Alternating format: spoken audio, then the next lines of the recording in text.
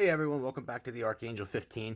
This is the Secret Doctrine Book Review, Part 4. We're finally here to Anthropogenesis, the final book.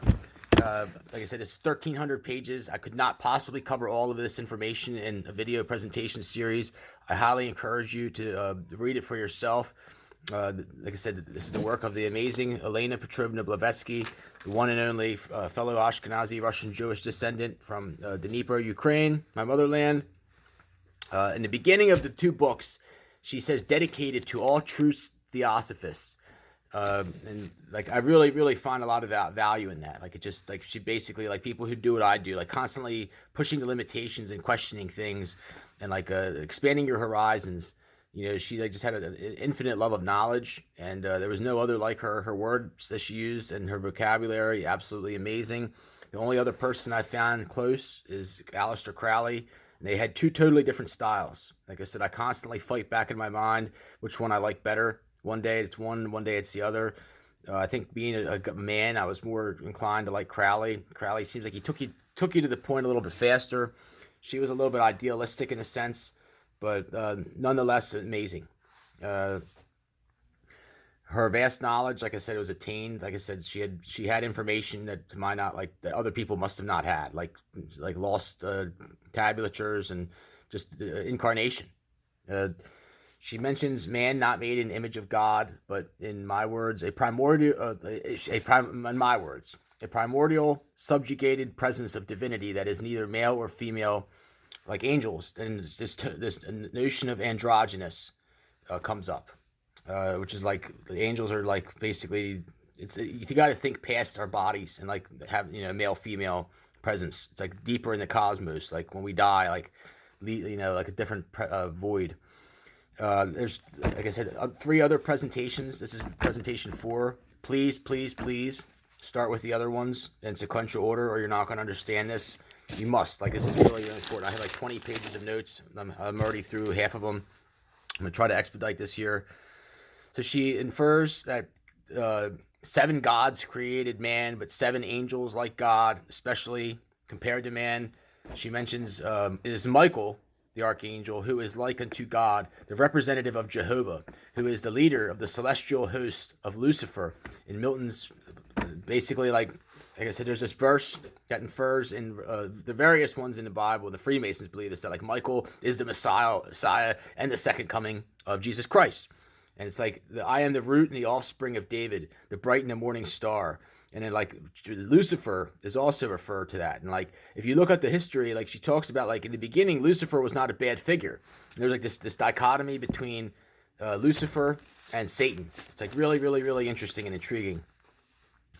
And she mentions the Assyrians and Iranians in like modern harmony, or modern Iranians and like I really am big into Zoroastrianism, and if you understand it, like look up Iranian architecture and like ask how they built it. It was definitely the work of aliens. Like you could not have duplicated it today. Look even in like Tashkent Metro, Tashkent, Uzbekistan, their metros, how amazing they are. And look at architecture in Uzbekistan and hit images, like second to none.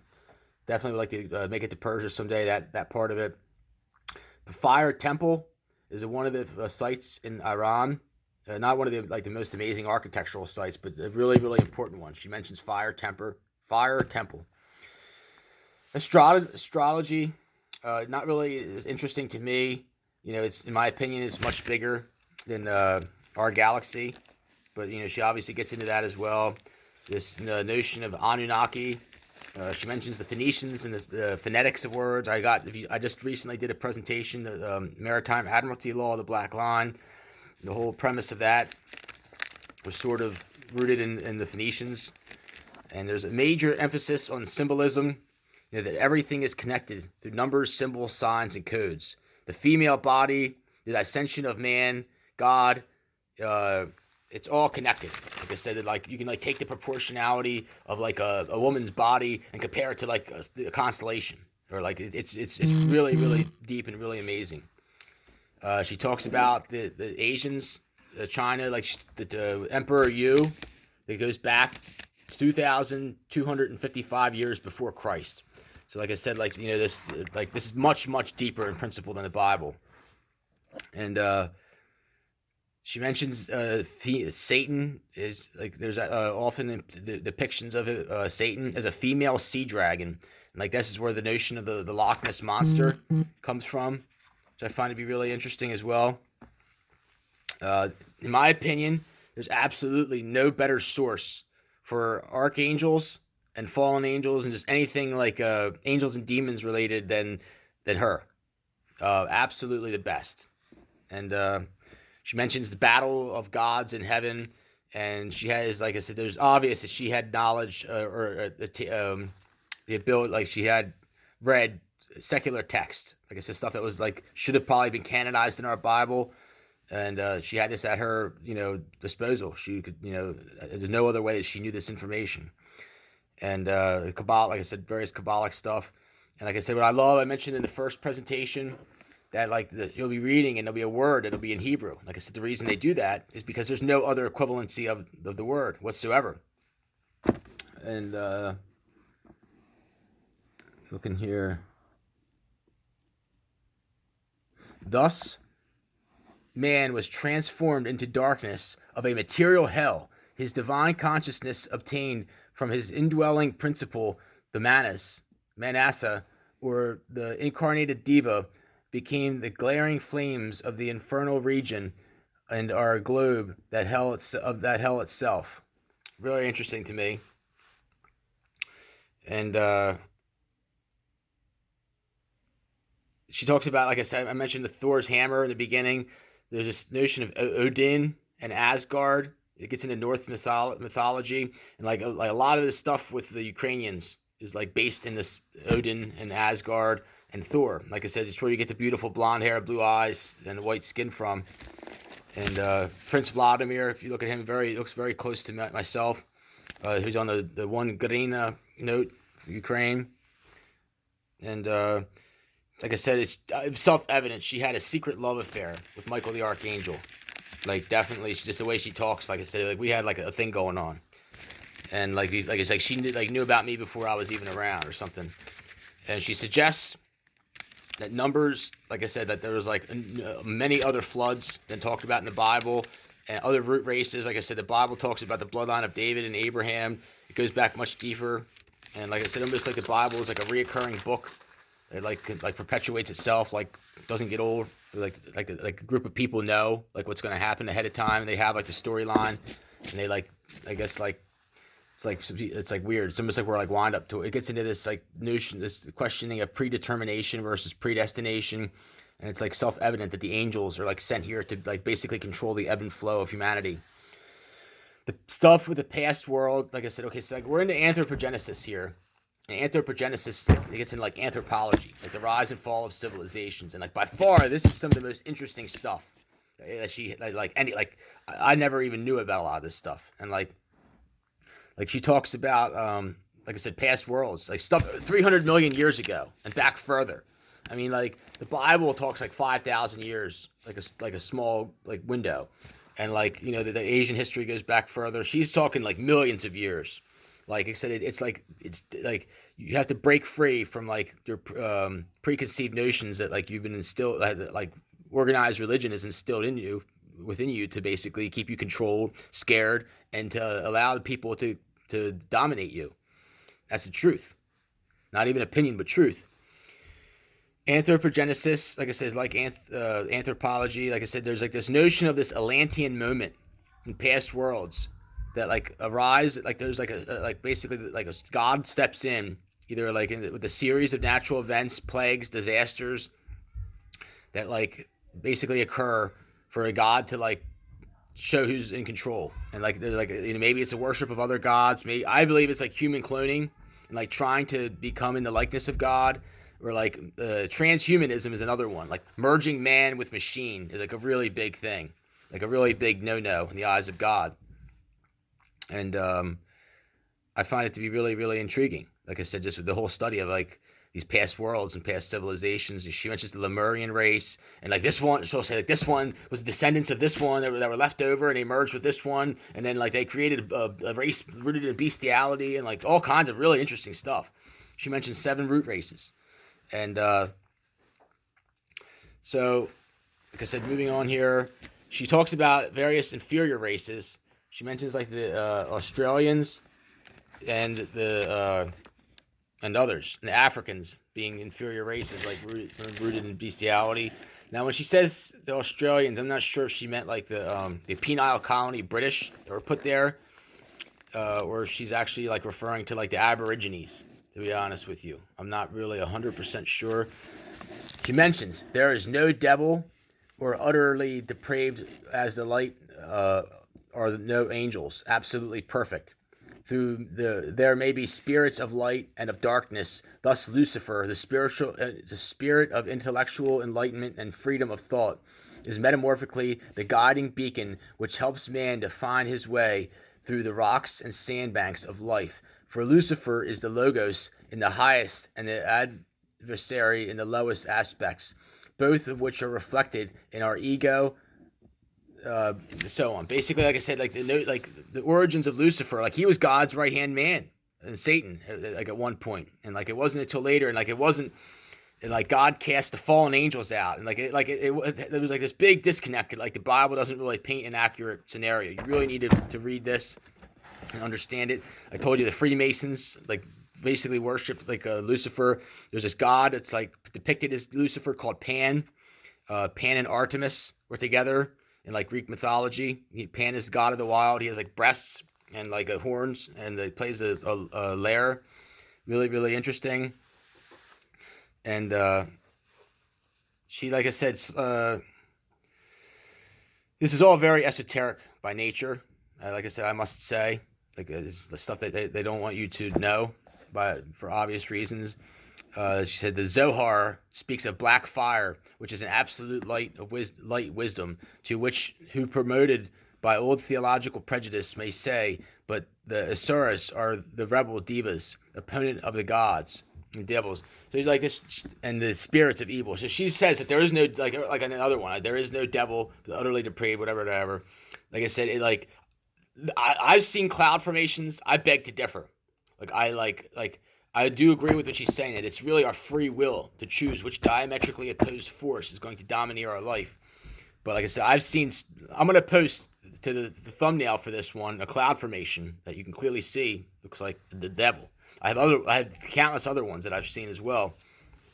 And sometimes she delves a little too deep into philosophy and like a poetic nature, without concisely getting to the point. And this is why I constantly go back and forth, like deciding who I like better, her or Crowley.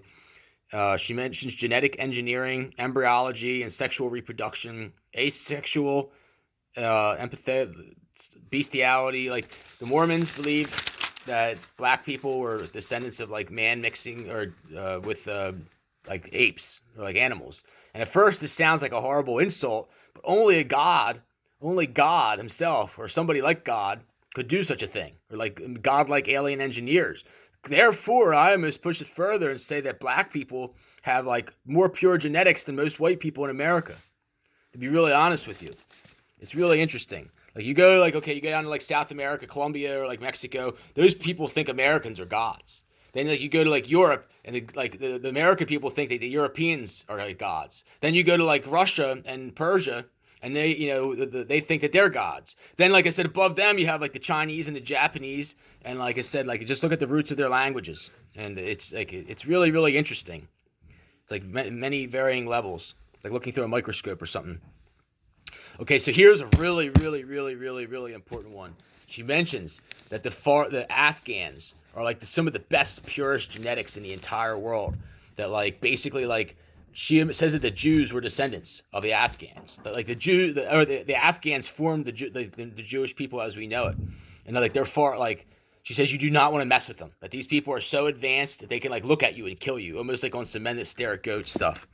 But like she says that the Afghans, like probably almost like Shia Muslims, not Sunnis, Shias. Like this is why the United States wanted to go start wars in Iraq and Afghanistan and other areas, because they knew like they wanted to put nuclear weapons, their limp dick arsenal of nuclear weapons, as close to Russia and China as they could.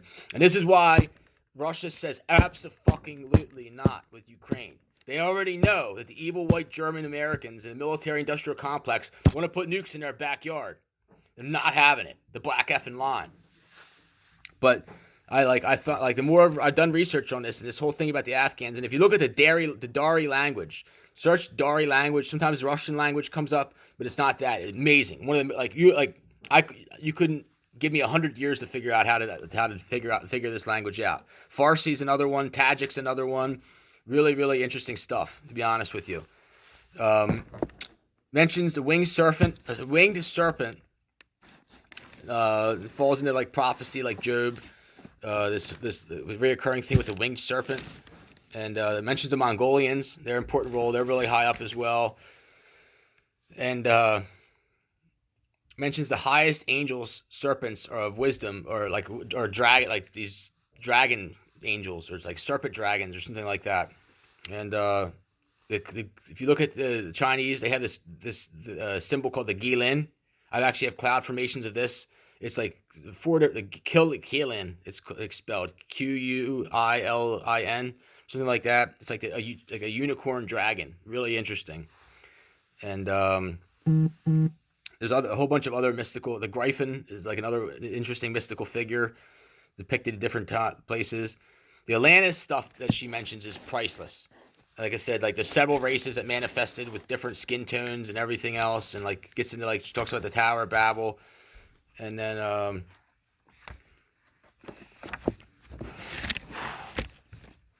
let's see here. Okay, so then she talks about the sons of wisdom. As to those sons of wisdom who had deferred their incarnate till to the fourth race, which was already tainted physiologically with sin and impurity, they produced a terrible cause, the karmic result of which weighs on them to this day. It was produced in themselves, and they became the carriers of that seed of iniquity for aeons come, because the bodies they had to inform and become defiled through their own procrastination. The book picks up a lot at this point. Like I said, like just like kind of like it was like a deaded moment, and like I said, like at this point the book starts to pick up. And like I said, anything relating to past worlds I find absolutely fascinating. She mentions the plausibility that birds evolved from reptiles 18 million years ago. And then she talks again about the Chinese dragon. And see if I can find it here. A lot of stuff also relating to a lot like Alexander the Great, his conquest. Treating the Chinese dragon and the literature of China, something writes mystical monsters, mythologies, histories, religions, popular, really interesting stuff. When you get into like connecting religion and mysticism, and I have the cloud formations I've done. For those of you who are new to my channel and are watching this still, please watch my cloud formations videos. Like it really connects together, and like I said, it really gets you thinking. Like I couldn't draw this stuff if I tried, and she mentions Cyclops, a race of Cyclopses that were like huge, like 14, 15 foot tall. And she mentions that there were bones found in the Himalayan caves that were, like I said, 15 foot deep, like 12, 13, 14, 15 foot tall people that had like one eye, Cyclopses. And there was a quote from a famous theologian, I forget his name. It says, in the country of, this came up, after I read this, my alchemy, this immediately came up. It's like it's something in Latin, and it translates, in the country of blind men, in the country of the blind, one-eyed men are king. And if you look up who said that quote, really, really famous theologian. In the country of the blind, one-eyed men are king. She does some illustrations in various parts of the book. The stuff that she does is pretty interesting, I find. She's, like I said, this is one relating to the various root races. First root race, second root race, third root, fourth, and fifth, and it's like has a spiral. Kind of interesting how it correlates and connects together. Curious, okay, so like she mentioned, she like toils with this concept, which I've heard years ago, that like men are evolved from like seaweed or something like that, or like pond scum, like men evolved from pond scum, and like I would like to know is like, anybody who's that deep in science, thought of science, and then like why wouldn't you just suggest that, like people evolved from light?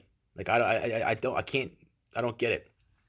She mentions this thing known as a sidereal year, which is 25,868 solar years, and She mentions that men's life diminished greatly after the third flood, that they were ungodly and mixed with animal races.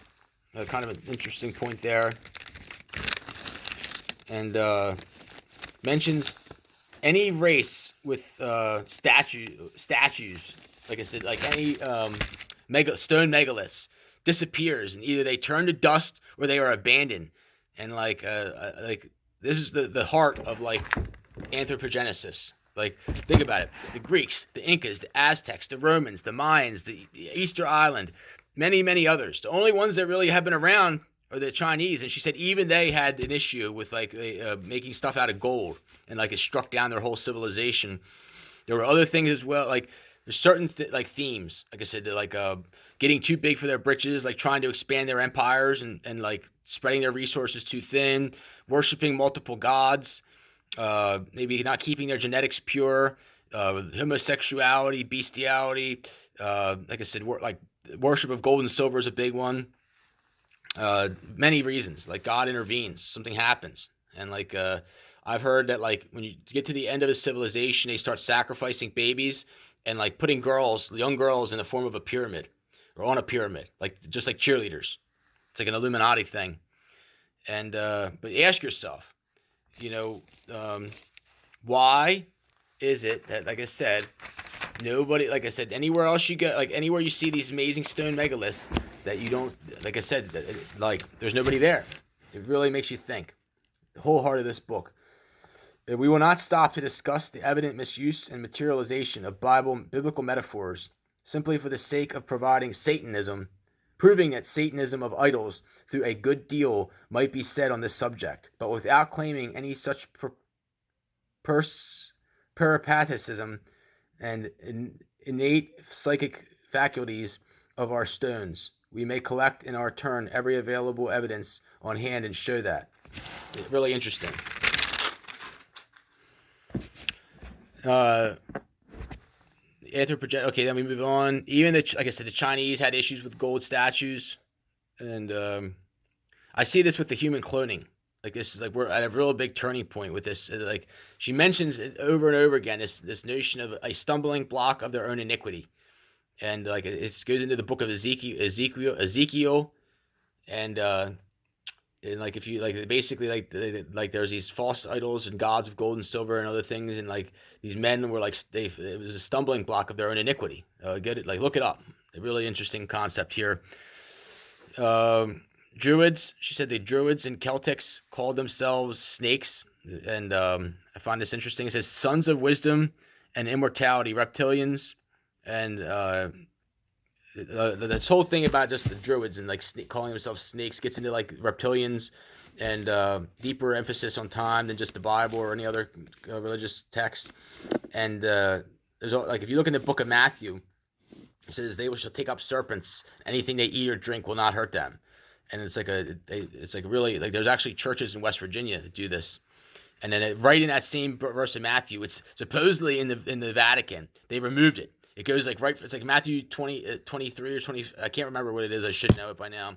But it skips a verse in the Vatican, the Bible, and it's like it says, "And Jesus awoke early, and he cast 7 devils on Mary Magdalene." It's the only time in the Bible that Mary Magdalene is mentioned in the entire Bible, and cast 7 devils on her. Like he gave it to her 7 times, or it's really interesting. Like it opens up the plausibility of like I guess other descendants of Jesus Christ being out there.